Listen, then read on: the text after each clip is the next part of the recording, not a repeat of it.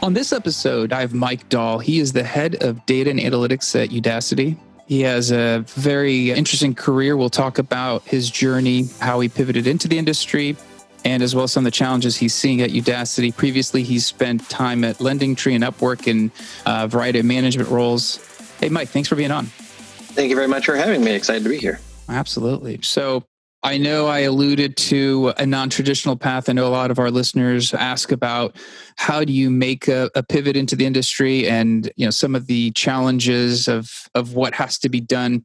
With your background, I thought it'd be an interesting starting point to kind of talk about your transition from a degree in math through marketing and then obviously making it a journey into the technical side. Yeah, so happy to talk about the path that kind of led me to Udacity, and then talk a little later about what I'm doing here and the challenges we're facing and overcoming. But certainly my path to data and analytics leadership role has been a little different than most. And I can say that, there's more than one path, having hired a lot of analysts and data folks at this point. And so mine began coming out of school where I worked in financial trading, then spent a couple of years in strategy and management consulting. And while those may both seem a little bit unrelated into the roles where I've ended up, I actually picked up quite a few highly relevant skills early in my career in those roles. A lot of strong Excel work, even some coding in VBA, working a lot with data visualization and trends and putting those data signals into action. Getting comfortable with risk in the trading world is actually, I think, an underrated skill when it comes to then being a business analyst, being comfortable with the fact that we don't have all the information, but we have to make the decision anyways.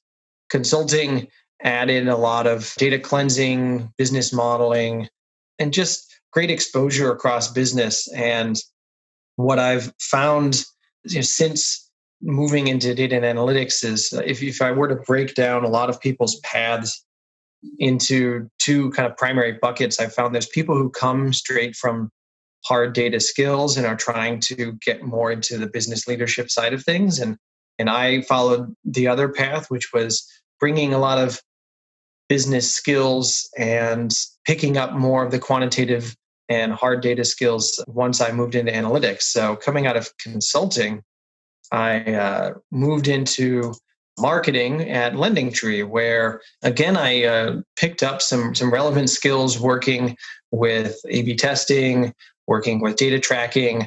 I was very deliberate about connecting with people across the digital marketing teams and in our headquarters across product management, our BI team, a lot of the technology and engineers.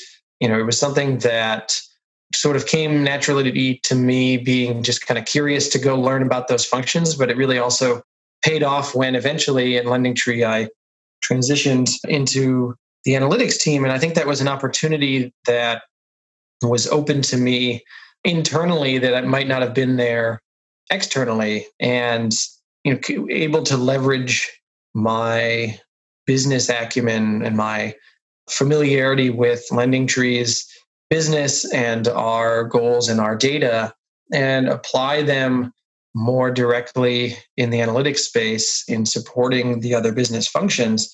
Even as then I quickly began to work with a lot of people who had a higher degree of technical skills, whether it was SQL and database management, coding, modeling, data science prediction. I've picked up a lot of that over the years, but continue to find that I have a lot of respect for the folks who have those skills first and foremost. And now in my role as a data and analytics leader, I'm often finding, that I'm coaching and mentoring people to learn what I picked up in the early days, applying those skills more directly to the business and, finding ways to not just generate data, but generate recommendations, plans of action, and really make an impact on the business.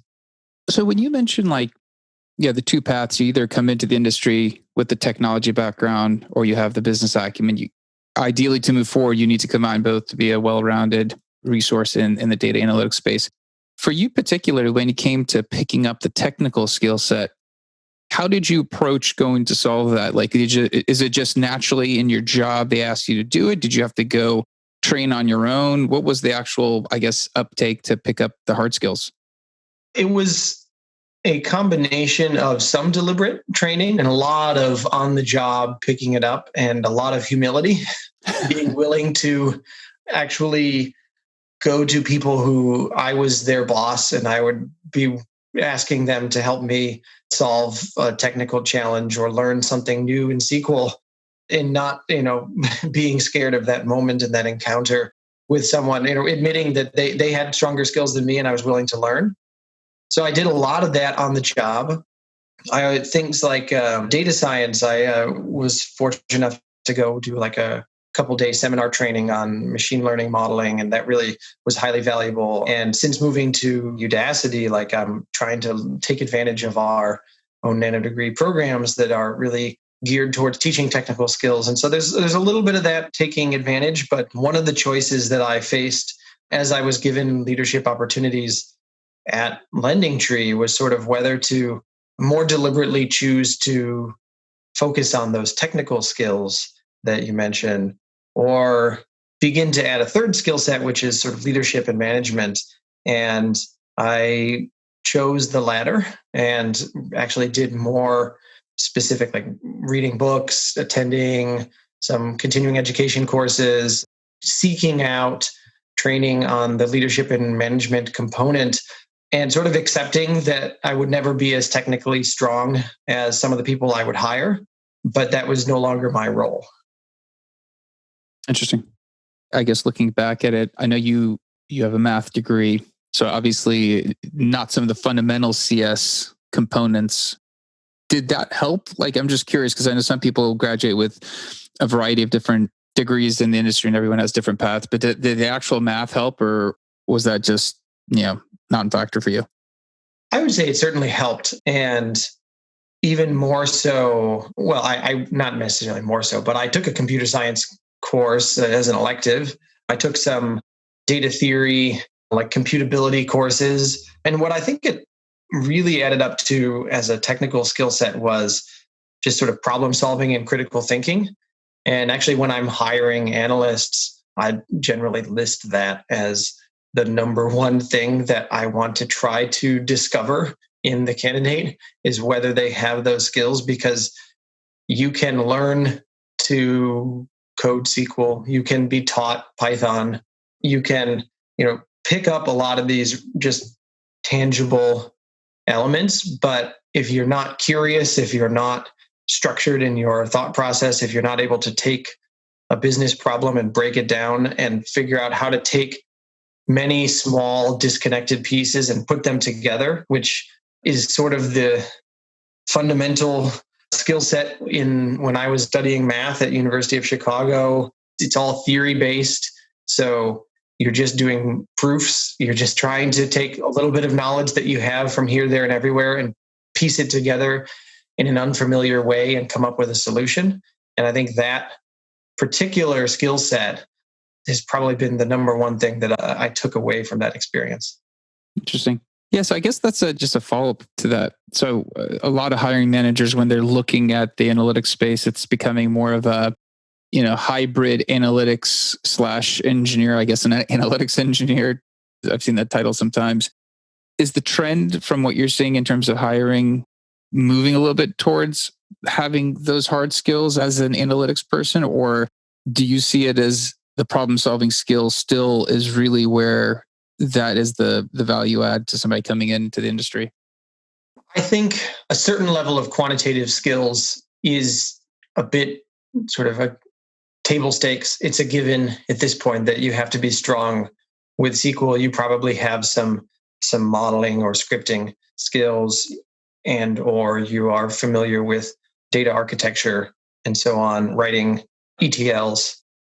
We certainly encounter a lot of that. And I would say even just over the last 5 years, there's been a lot of emerging programs, masters of business analytics, masters of statistics and analytics, and a lot of candidates who have clearly really made that deliberate effort that you referenced earlier to add their own technical skills. And so I think to a certain degree, it's become, like I said, almost a given And so I said earlier that I was fortunate to make the transition myself at LendingTree. I'm not sure that someone else would have hired me because I didn't have those skills. And so, it speaks to the power of seizing opportunities that are in front of you along your career path, because, you never know what opportunities are out there or what you may or may miss out on. But going to your question about like where the industry's heading, I'm not sure that I'm necessarily representative. I think that there is some other companies and other data teams. I've spoken with other leaders or attended conferences where people are building teams slightly differently. Certainly larger organizations have more of that,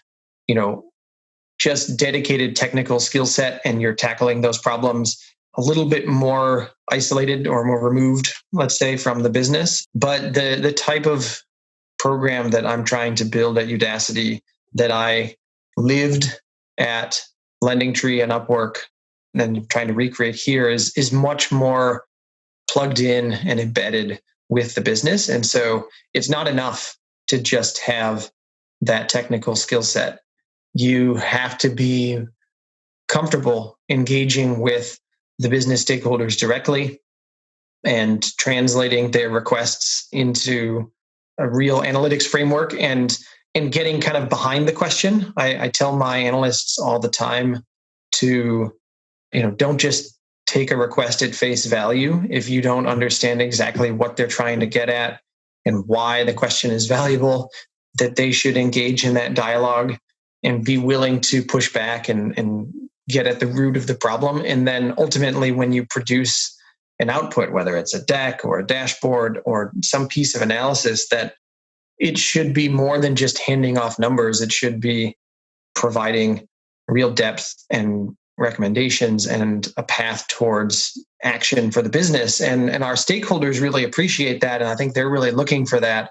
So I guess, certainly for any organization that's similar to the one I'm trying to build, and we're certainly not alone, the technical skill set becomes sort of a given, and you have to learn how to think like your business stakeholders and merge that with your data skills.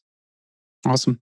To kind of wrap up this topic, if you had a piece of advice for someone who's starting out, wants to go into data analytics, they're maybe doing a immersion program or one of the new, like 1-year master's degrees, is there something that looking back, you're like, man, if somebody would have told me this coming into it, it would have helped me a lot?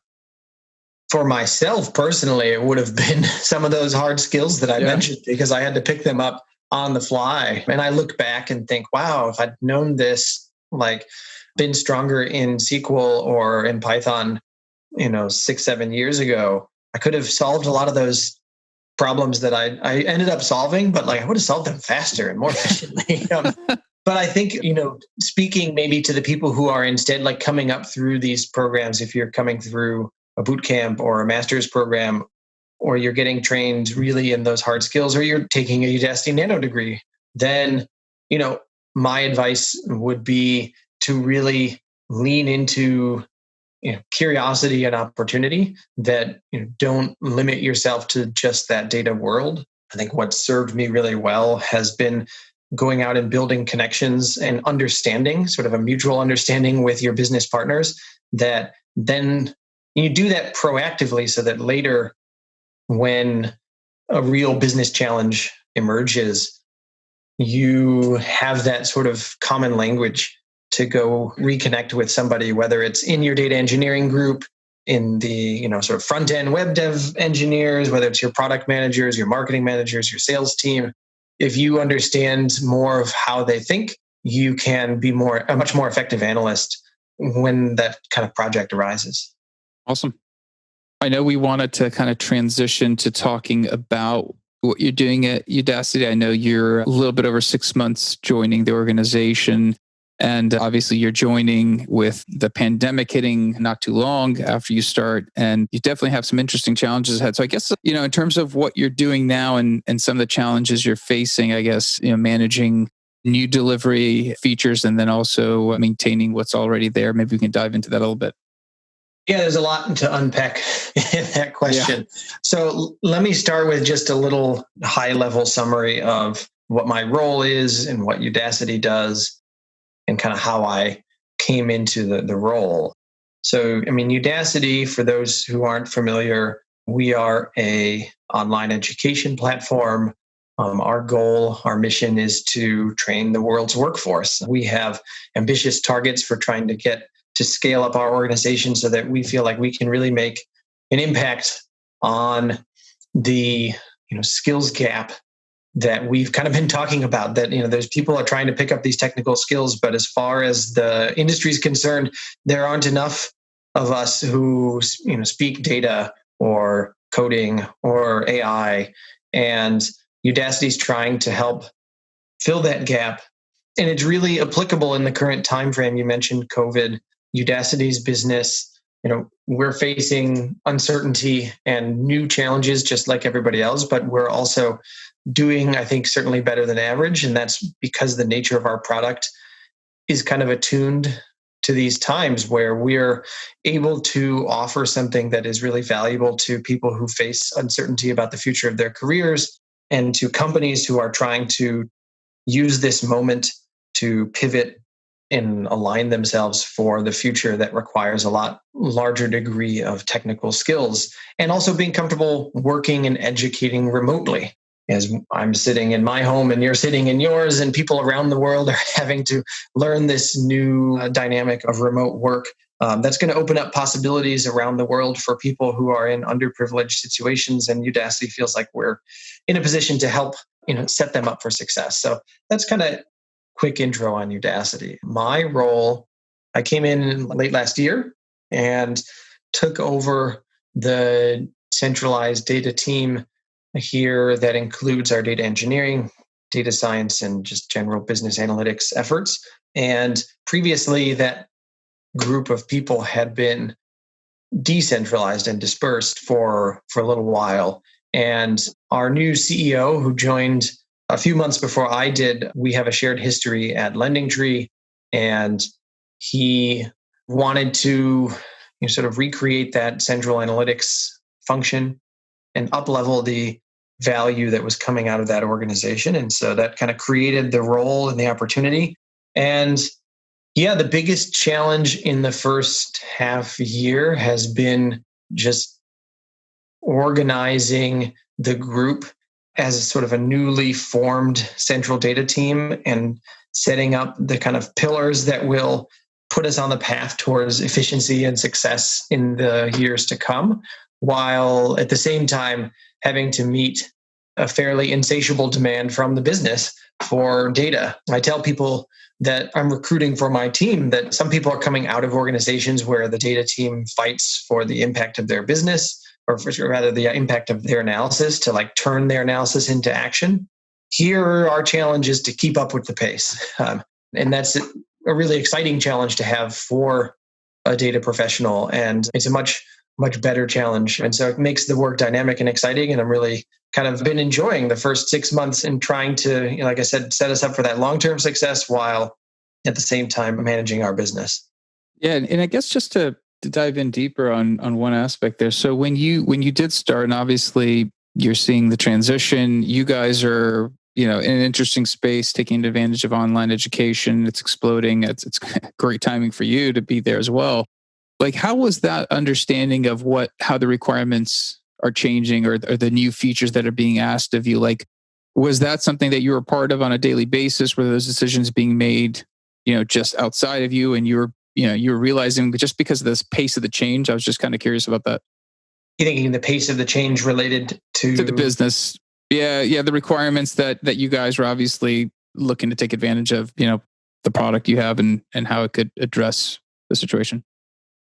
It's a mix of both, but actually, majority of the time we have been plugged in. In fact, almost to too much of a degree, to a little bit. It was like in my first week on the job, somebody pulled me into a meeting and was like, "Tell us what to do about this." And I was like, "Well, I'll do my best, but it's my first week, so I can't exactly claim to be data driven yet when I haven't really wrapped my head around the data." But it shows, the nature of the culture that we're building and that already have to a certain extent, that wants to have the data team be a partner in the decision process, whether that's in the early going around formulating strategy and making kind of directional decisions about how we're going to build or test the product, or after the fact when we've taken action and we want to judge whether it was successful or not. The data team's generally involved. And so the challenge, as I said, was partly keeping up with it. I inherited a group of analysts that are all fantastically skilled, and a lot of them have been with Udacity for a few years and really understand it. And so I tried to leverage their experience and their skill sets while figuring out how to deploy us in a way that would keep up with those demands of the business. And that involved a little bit of reorganizing the team to be slightly deployed differently against the way that Udacity is operating.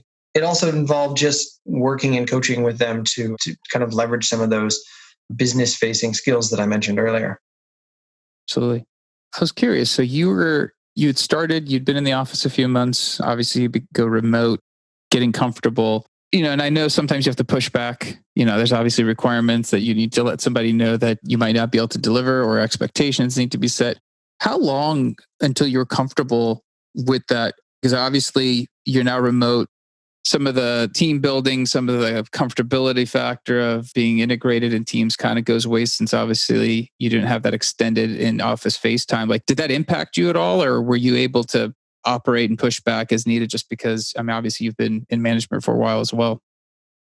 Yeah, I guess I would start by saying I'm highly grateful that I had the 3 months that I did to connect face to face. And one of the specific actions that I took coming in was to host a global offsite where we brought our team in we have folks stationed in India and the Middle East, and got everybody together, and was able to lean into a little bit of that relationship building, trust building, as well as just actual functional meetings. And so that was really valuable. And I look back and I'm very grateful that I had that opportunity before we were sort of cut off.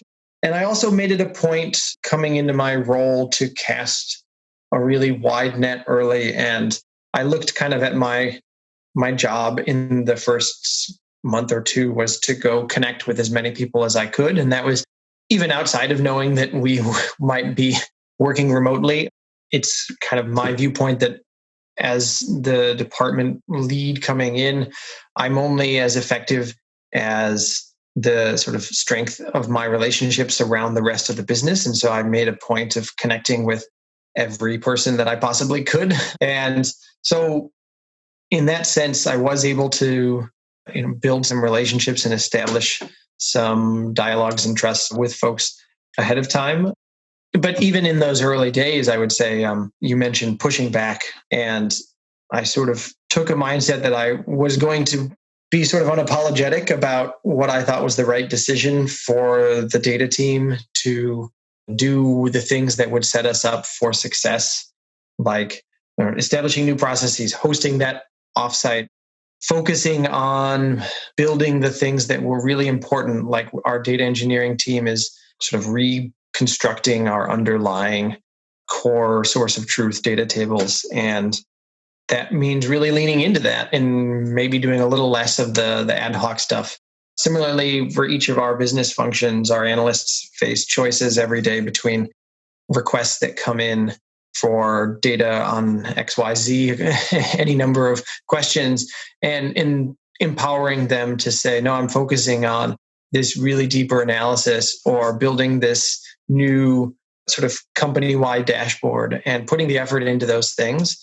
I tried to set up processes to empower that. Like, we have a new Jira process that centralizes a lot of the requests.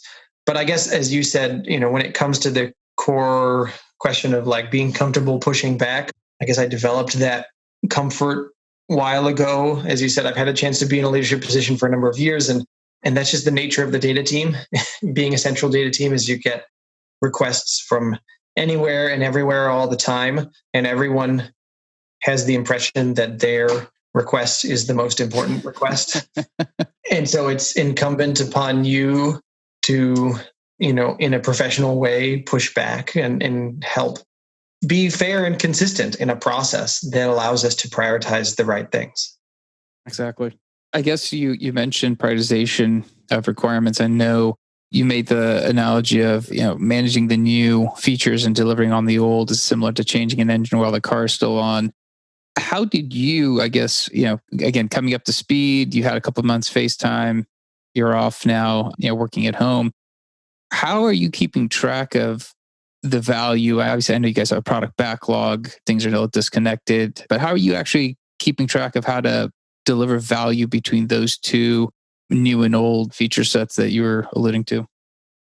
Yeah, I think it starts with the mindset that I mentioned a moment ago of being sort of unapologetically determined to make room for the long term, and being transparent in that mindset with. I report up through our head of engineering, so our chief technology officer organization, and I obviously have a connection, as I said earlier, with our CEO. So, being willing to be direct with them about what's most important for the team and what that means for the sort of throughput that we can otherwise do in the short term. And so I felt like being upfront, honest, and direct, setting those expectations would sort of buy me, and it has bought me some of the patience and the room to operate. So being proactive rather than reactive, because otherwise it just would result in a lot of difficult conversations if people feel like we're making decisions without any process. But that mindset is sort of step one. Then I also took a structured approach to, as I said, going out and casting a wide net on connecting with people. But that wasn't only to connect with them, personally and build a relationship. It was also to listen to them and ask what challenges they're facing, what would they really like to be doing, and then just synthesizing all of that input into a roadmap for the team. And that process was kind of happening throughout Q1 of this year, collaborating with my data team as well, and ultimately generating a set of initiatives and some core targets around centralizing our data, building the processes and structures that would allow us to be a center of excellence for the organization so that we can scale and enable other people without having to hire 1,000 analysts. Building out the core set of data visibility that allows the rest of the business to operate on sort of an automated reporting fashion, and recognizing those opportunities across each business line. We operate in the consumer space and enterprise space, government space. We have our services organization that supports our students. We have our content organization that actually builds our nanodegree educational content. And each of those functional areas of Udacity have unique needs, and trying to recognize what are the most critical things long-term that would make them more successful, and then putting that down on a roadmap. Because then it comes back to, in the same vein of setting expectations transparently, then also setting up a transparent roadmap that says, this is what we're trying to build. People, I find, our stakeholders are much more understanding of, if you're going to tell them no, no, I can't do that. Tell them instead what you are doing that will add value and why. And that makes a much more productive dialogue. So then that was kind of the process. And you asked, how are we tracking that? One thing I've done, just sort of acknowledging that there's sort of a perspective and a viewpoint on the data team that is just broadly external to us. And also at the same time, liking to have quantitative data. I've just established a survey process where I on a regular basis, we're reaching out to the entire company pretty much and asking them for input and quantifying it and tracking our progress, and watching the numbers go up and to the right is a good way to sort of get that feedback that what we're doing is making an impact and making that sort of long-term progress. So that's been one. And then the others is we have an OKR process where we're really putting a stake in the ground around some of the things that we want to accomplish each quarter, and then holding ourselves accountable to it, evaluating our progress at the end of the quarter, and making sure that we are really accomplishing those long-term goals and not letting the day-to-day whirlwind of the business sort of overwhelm us. Yeah, and I guess the one, other perspective for, you're establishing the surveys and you're evaluating it. And the flip side is, you have a finite amount of resources that you're managing. Obviously, you have a team that's distributed, it sounds, and balancing who's working on something new versus maintaining something old. And also, obviously, a lot of people enjoy working on new features, and kind of that balance, I think, is kind of potentially key in keeping a team happy. Like, how do you go about making sure that side of the house, balancing the team's demands, are met? It's a good question. And I think it just becomes ultimately an ongoing management challenge. And it's a reason that I've tried to be thoughtful, is one of the other elements that I hadn't mentioned yet, is just around how the team's organized and then what our hiring plan is, so that we have sufficient support across the team to, each analyst and each data scientist feels like they have sort of managerial coaching and guidance. And it's important then to maintain that balance that you mentioned, because the way we're organized is there isn't necessarily a split where this analyst does all the old stuff and this analyst is working for the future. Because as you said, that's going to discourage a lot of people, especially in a smaller organization like ourselves, where we have less than 20 people on the team. There's not like a whole pod of junior analysts that we can just go throw at the less exciting tasks. Instead, we're organized by business area. We have people who are focused on supporting our consumer business, focused on supporting our student services, and so on. And so they have to kind of operate on their own balance of, meeting the incoming requests while being held accountable to their OKRs on those long-term things. And then it becomes a dialogue with the manager. It becomes a challenge to them for their own career growth to demonstrate good judgment and keep to the process. I mentioned earlier in the conversation that we implemented a JIRA process, and that's valuable to me in my role to be able to centrally see what's going on across the team. It's also valuable to each individual analyst to have a place where they can talk to their stakeholders and have discussions around, as you said, it's finite resources. If you want your new request, your new dashboard, what have you, to be prioritized and accomplished this week, then what are we agreeing that will not be done this week that was otherwise going to be prioritized? And so having a place to have those discussions is, it leans into that transparency that I think is really important for being a centralized team, that if we're going to have our own priorities and our own roadmap, then we have to invite the business stakeholders into that conversation and allow them to have input as well. I guess from the team's perspective, it sounds like Jira is an integral part of the process as well.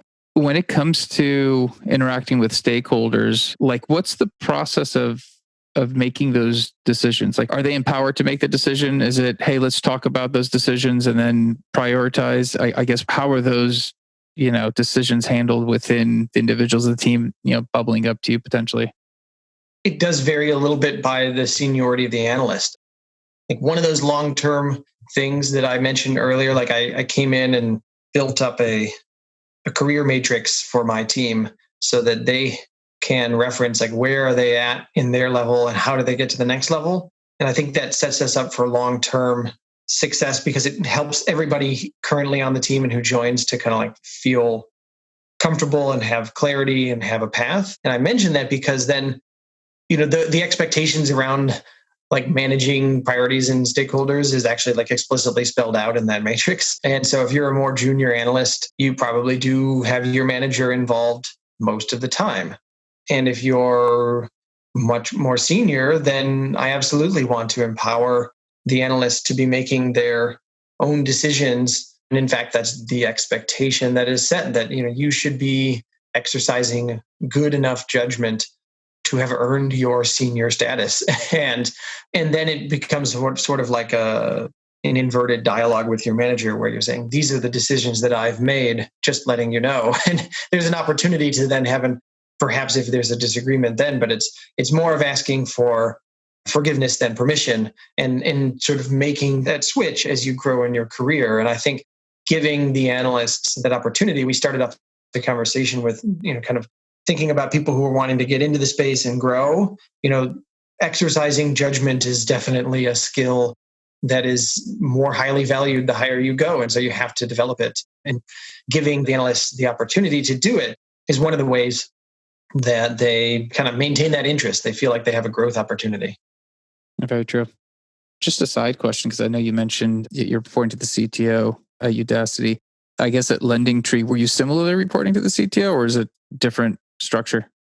Between Lending Tree, Upwork, and Udacity now, I've either reported to the chief financial officer or the chief technology officer. And I think either one of them works. I think those are the best places. Or alternatively, if your company has a chief operating officer, that's fine. I like the optics of not being part of an actual functional department where it just feels to some stakeholders like if you're part of the product organization, that are you truly unbiased when it comes to dealing with marketing and sales? So I appreciate that, being in those more neutral departments. And then amongst them, I think for each organization really depends on who's going to be your best sponsor and who's perhaps got the best experience and mindset towards actually understanding the nature of data and analytics and, helping your department to a certain degree, but then also being a strong voice at the table. Obviously, nowadays some larger organizations are developing chief data officers or chief information officers, and then data itself gets a seat at the C-suite table, which I think is probably the right decision for most organizations if you're large enough. But in the meantime, I think it's a great place to be is with the engineering org, and we have a good executive sponsorship. Awesome. No, that's interesting. I know that different reporting structures, different relationships. I think you did a good job of kind of summarizing some of the pros and cons there. I guess just final question. I'm starting to like to ask this because it kind of gives me insight. And also I think it's just interesting from what responses we get. But like I know you've been a mentor before, but if you were to right now have a mentor and you could ask anything of that mentor, is there anything that particular that you're looking to learn or something that you or somebody could help you with? In a way, I still do sort of have a mentor. Actually, my direct manager at Lending Tree on our analytics team, he and I developed a strong relationship, and that was really, I think, critical part of my growth to have that sponsorship, the trust to go take on new opportunities and coaching to help move me along. And so, to those who are listening, one thing I would say is don't undervalue the opportunity to work with good people, because it'll take you further than title or maybe a little bit of extra compensation. Having that sponsorship was really important to me, and I've seen it be important to others. And like I said, I still have that connection. And so I guess I do reach out sometimes, and the primary area where I'm still enjoy getting feedback and support is just around making some of those decisions that we've talked about.